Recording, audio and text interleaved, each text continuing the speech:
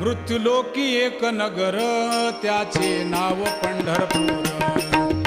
येथील मोकाशी उभा विटेवर पुंडलिक भक्तराज शोभे चंद्रभागा तीर.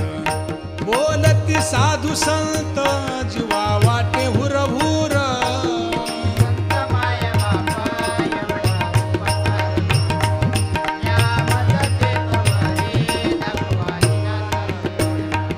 मज नाही हात पाय डोळा पडली झांपड. कर्ण हे बधीर झाले वाचा बोले बोबड.